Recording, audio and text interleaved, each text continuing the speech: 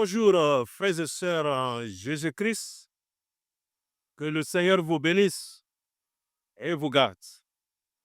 C'est une grâce encore que le Seigneur nous donne de nous retrouver autour de sa parole pour nous exhorter et nous édifier.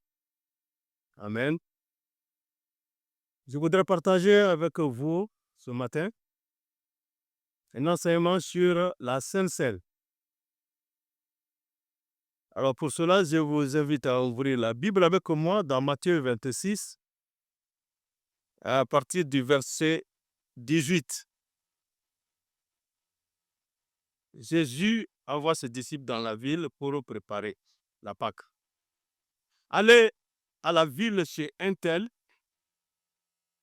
et vous lui direz, le maître dit, mon temps est proche. Je ferai chez toi la Pâque avec mes disciples. Amen.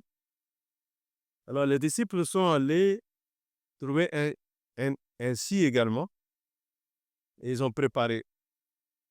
Donc ils vont se retrouver maintenant dans le verset 26 pour manger d'abord et puis maintenant il va observer la Sainte Seine. Verset 26. Pendant qu'il mangeait, Jésus prit du pain et après avoir rendu grâce, il le rompit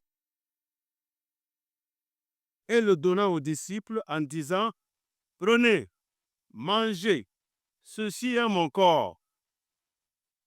Il prit ensuite une coupe et après avoir rendu grâce, il la leur donna en disant, buvez-en tous, car ceci est mon sang, le sang de l'alliance, qui est répandu pour plusieurs pour la rémission des péchés.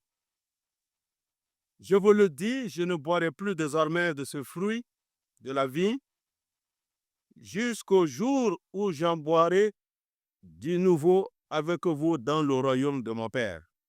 Amen. Alors, donc, nous voyons ici le Seigneur qui vient d'instituer ainsi la Sainte Seine. C'est un sacrement. Il a pris le pain, il a rempli, et il donne à ses disciples, il dit que ça, c'est mon corps. Prenez, mangez, ça, c'est mon corps qui est brisé pour vous. Après, il prend la coupe, il donne à ses disciples, prenez, buvez-en tous. Ça, c'est mon sang. Le sang de l'alliance qui est répandu pour plusieurs pour la rémission des péchés. Le pain, bien sûr, il dit que c'est mon corps, le corps du Seigneur, que son Père a formé. Comme le dit Hébreux 10, Jésus entrant dans le monde, il dit que son Père lui a formé un corps pour venir accomplir sa volonté. C'est ce corps-là qu'il a livré à la mort pour nous. Le sang, la coupe, c'est ça qui est la nouvelle alliance dans son sang. Et maintenant, après que Jésus est monté au ciel, nous voyons les disciples qui ont continué d'observer cette institution. Regardons dans Actes des Apôtres, chapitre 2, verset 46. Acte 2, 46. Ils étaient chaque jour tous ensemble assidus au temple. Ils rompaient le pain dans les maisons et prenaient leur nourriture avec joie et simplicité de cœur, louant Dieu et trouvant grâce auprès de tout le peuple. Et le Seigneur ajoutait chaque jour à l'Église ceux qui étaient sauvés. Amen. Donc déjà, les premiers chrétiens se retrouvaient dans les maisons. Ils ne pouvaient pas faire cela dans les synagogues des Juifs. C'était dans des maisons, les maisons des frères. Les frères ouvraient leur maison. Ils se trouvaient dans les maisons. D'abord, ils partagent le repas. Et puis maintenant, ils observent vraiment la Sainte Seine. C'est ainsi que les premiers chrétiens observaient. Donc ça s'observait en général à la fin d'une agape, qui est le repas d'amour et qui est pris ensemble dans l'amour, la communion fraternelle. Mais bien vite, notamment à Corinthe,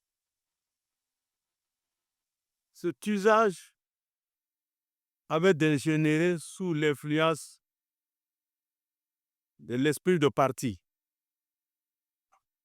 Quand nous lisons dans 1 Corinthiens, chapitre 11, verset 21, verset 22, nous voyons cet esprit de parti. D'un côté, les riches, et ils se livraient à des excès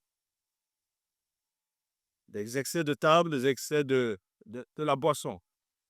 Et de l'autre côté, nous voyons les pauvres qui restent dans la faim, puisque chacun amenait son repas et sa boisson. Mais les riches, et ils observaient ensemble, et les pauvres, de même également.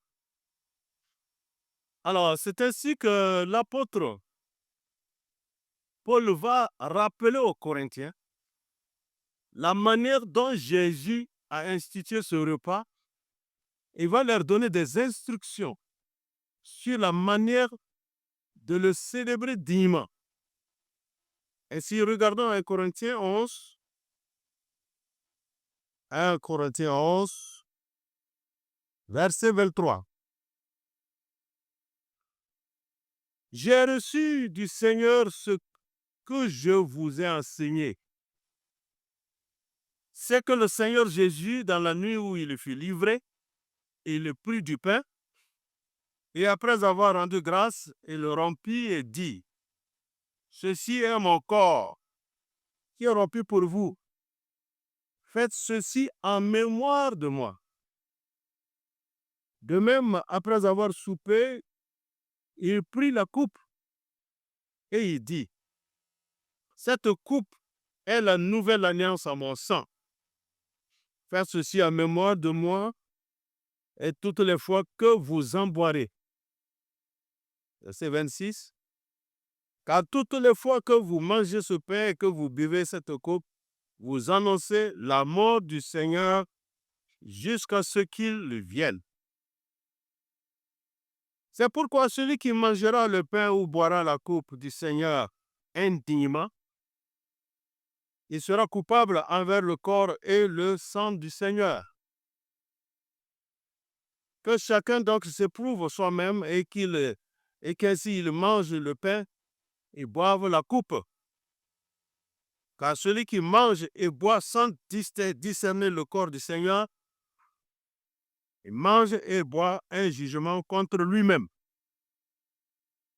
C'est pour cela qu'il y a parmi vous beaucoup d'infirmes et de malades, et qu'un grand nombre sont morts. Amen. Donc nous comprenons, il dit, faites ceci en mémoire de moi toutes les fois que vous en boirez.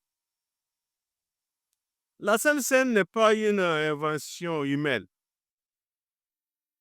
mais une tradition que l'apôtre a reçue du Seigneur lui-même.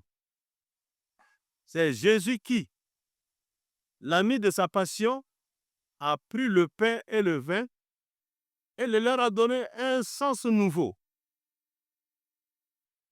Je le disais tantôt, le pain représente le corps de Christ, offert en sacrifice sur la croix. Donc Jésus donne son corps pour nous nourrir spirituellement et nous unir à lui. Amen. Le vin représente son sang, versé pour le pardon des péchés. Par son sang, une nouvelle alliance est scellée entre Dieu et les hommes. Amen. Maintenant, le pourquoi faites ceci en mémoire de moi. Ce n'est pas une simple commémoration. L'observation de la Sainte Seine n'est pas une simple commémoration, mais une rencontre vivante avec Jésus. En participant à la Sainte Seine, nous entrons en communion avec lui et nous recevons la grâce de son sacrifice. Amen. Il le dira dans Jean 6, à partir du verset 51, Jean 6, 51.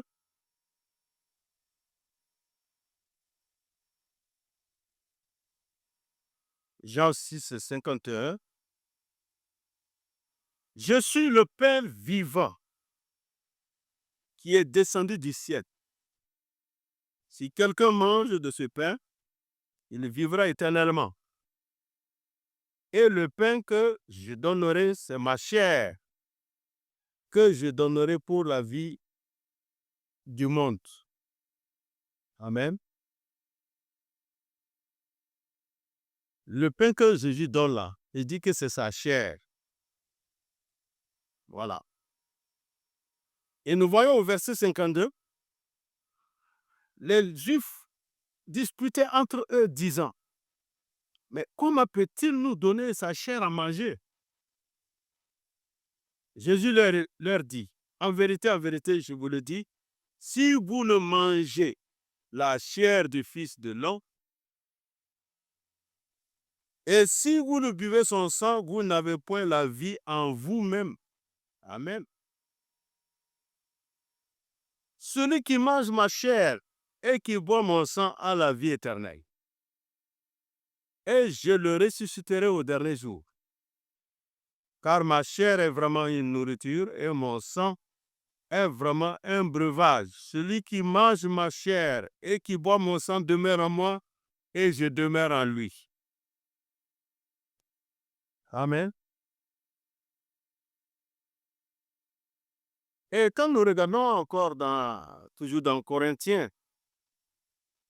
11, le verset 26, il dit clairement que,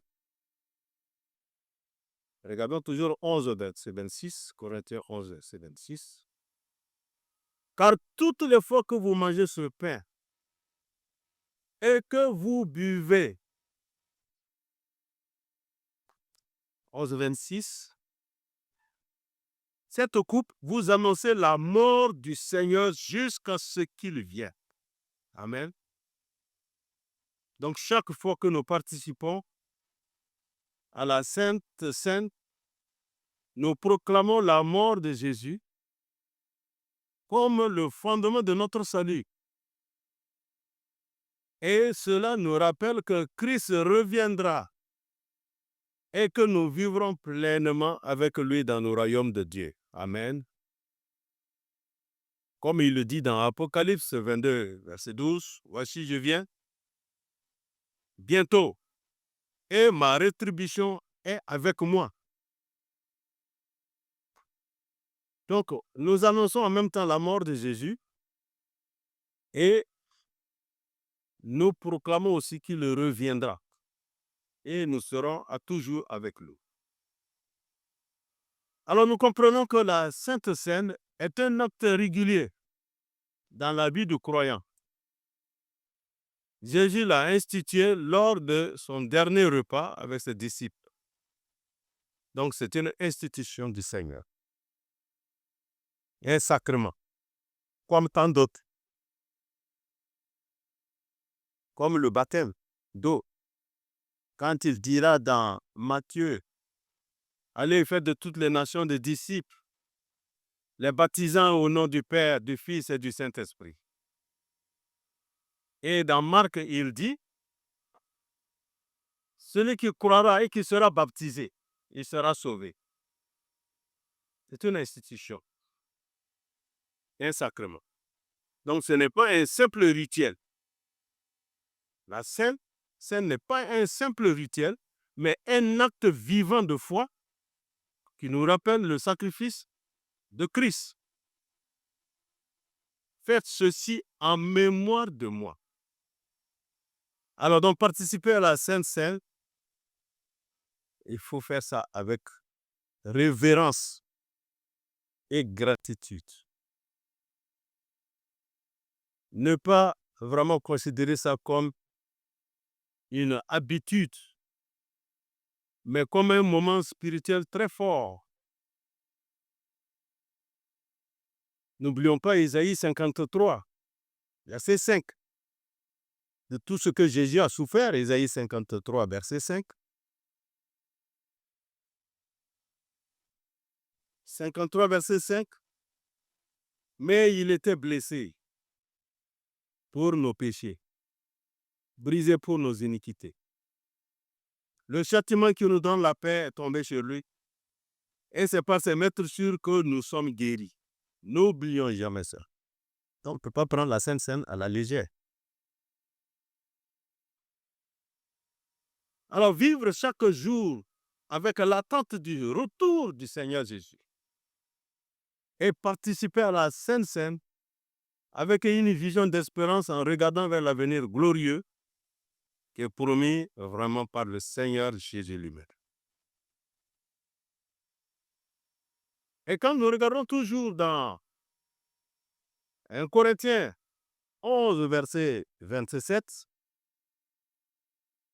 il dira que c'est pourquoi, verset 27, c'est pourquoi celui qui mangera le pain ou boira la coupe du Seigneur indignement, il sera coupable envers le corps et le sang du Seigneur. Attention, celui qui va observer cela indignement. Mais qu'est-ce que cela veut dire, cette attitude indigne? Manger et boire indignement, ça veut dire quoi? Ça signifie prendre la scène sans respect, sans la foi, avec légèreté ou avec un cœur rempli de péchés non confessés. Et aussi même sans comprendre la sainteté de ce repas. Je le disais tantôt que ce n'est pas un simple rituel, mais une rencontre avec Christ, un moment sacré où nous nous rappelons du sacrifice de Jésus. Alors donc nous devons venir avec un cœur sincère, dans le respect et l'adoration, et reconnaître Jésus dans ce sacrement. Il faut reconnaître Jésus dans le pain et Jésus dans la coupe, forcément. Ainsi, nous devons examiner notre cœur avant de communier. Nous devons demander pardon à Dieu et aussi nous réconcilier entre frères et sœurs. Comme la Bible dit dans Matthieu 5, verset 23. Matthieu 5, verset 23. Si donc tu présentes ton offrande à l'autel et que là tu te souviennes que ton frère a quelque chose contre toi, laisse là ton offrande devant l'autel et va d'abord te réconcilier avec ton frère. Puis, viens présenter ton offrande. Accorde-toi promptement avec ton adversaire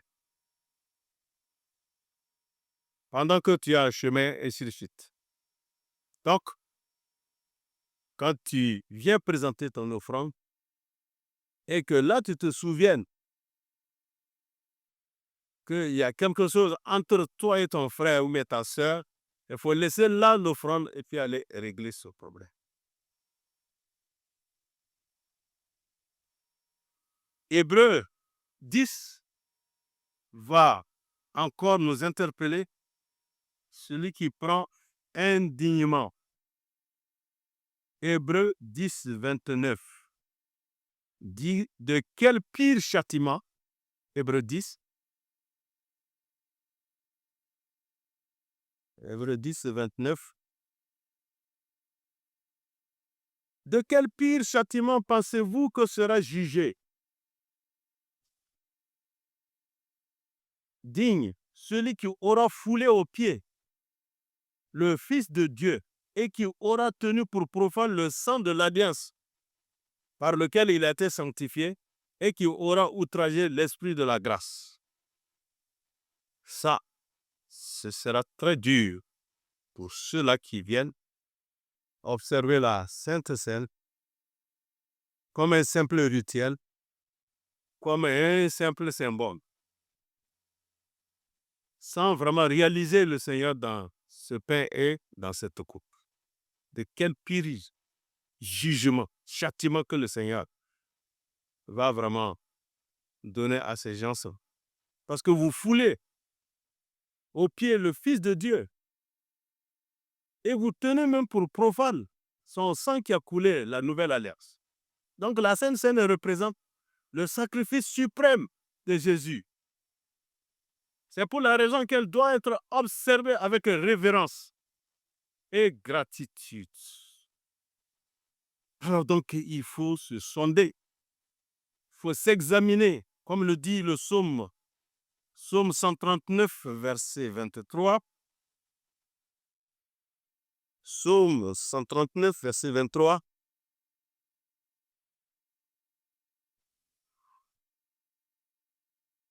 Sonde-moi, ô Dieu,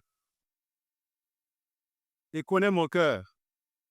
Éprouve-moi et connais mes pensées. Regarde si je suis sur une mauvaise voie et conduis-moi sur la voie de l'éternité. Amen. Il faut s'examiner. Demande à Dieu de te sonder, regarder et éprouver tes pensées. Voir si tu es sur une mauvaise voie. Que Dieu te conduise sur le chemin de l'éternité. Amen.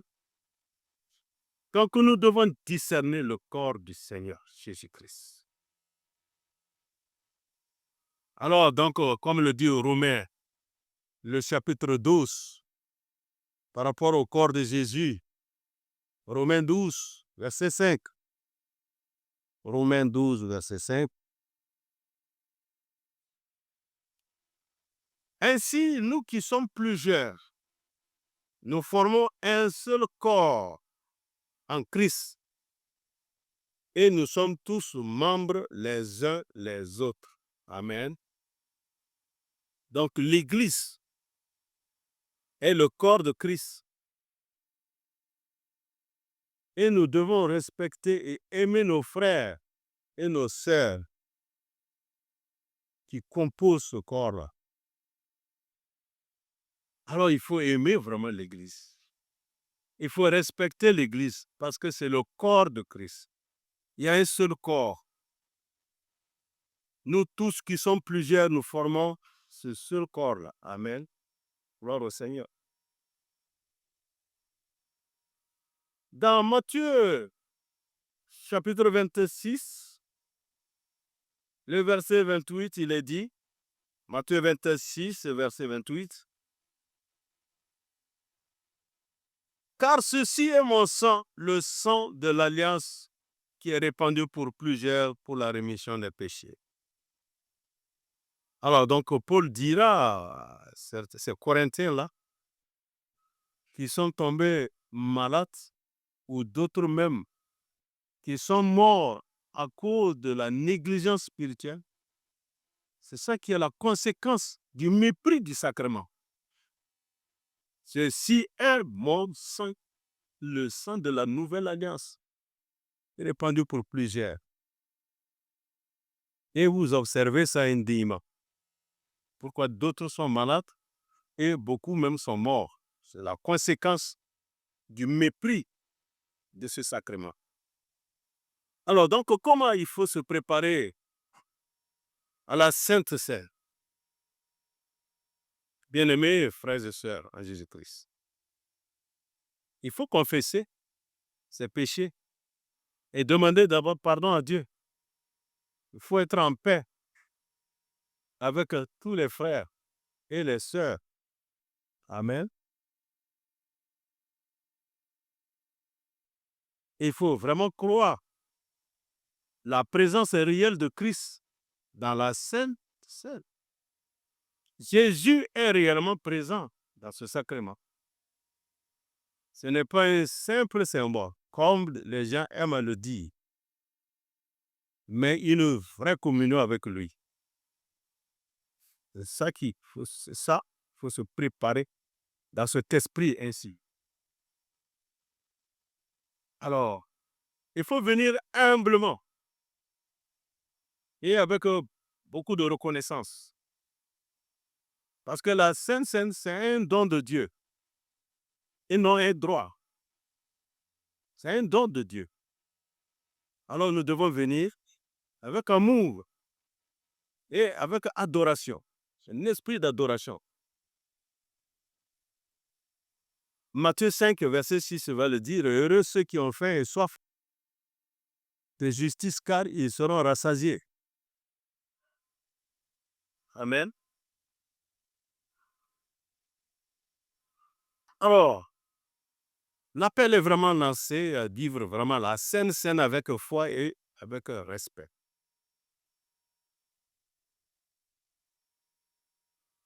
La Sainte Seine, c'est un commandement de Jésus pour nous rappeler son sacrifice. Faites ceci en mémoire de moi. Donc, c'est un commandement. C'est une institution. C'est un sacrement. C'est un moment de communion avec Christ où nous proclamons sa mort et nous attendons son retour. Amen. Alors nous devons prendre cela avec foi et repentance et respect et en discernant sa vraie signification. Alors donc quand nous nous approchons de la table du Seigneur, c'est vraiment avec un cœur pur afin de recevoir pleinement les grâces qu'il veut nous donner. Jésus leur dit, « Je suis le pain de vie. Celui qui vient à moi n'aura jamais faim, et celui qui croit en moi n'aura jamais soif. » Amen. Voilà, bien-aimés frères et sœurs, en Jésus-Christ, cette exhortation, faut que vraiment nous nous penchions là-dessus. La Sainte Seine est vraiment une institution, c'est un sacrement de celle-là. Que le Seigneur vraiment nous aide à observer dignement, avec respect, révérence, comme les disciples, les premiers disciples ont observé. Et régulièrement. Ils observaient ça régulièrement.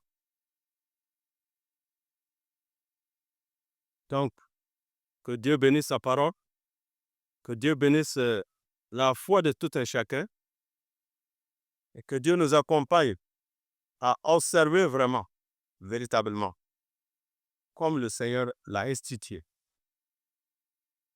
Alors nous pouvons demander au Seigneur ce matin, oui Seigneur, je reconnais vraiment que tu es le pain de vie, qui est donné pour mon salut. Alors aide-moi à m'approcher de ta table avec un cœur pur et humble, afin que je reçoive ta vie et que je demeure en communion avec toi. Oui, Seigneur, aide-moi à cela. Amen. Tu es le pain de vie qui est descendu du ciel. Ton sang est la nouvelle alliance que tu as traité avec nous. Oui, aide-moi véritablement à observer ça comme il se doit. Merci Père, que toute la gloire te revienne au nom de ton Fils Jésus-Christ. Amen. Gloire au Seigneur. Alléluia.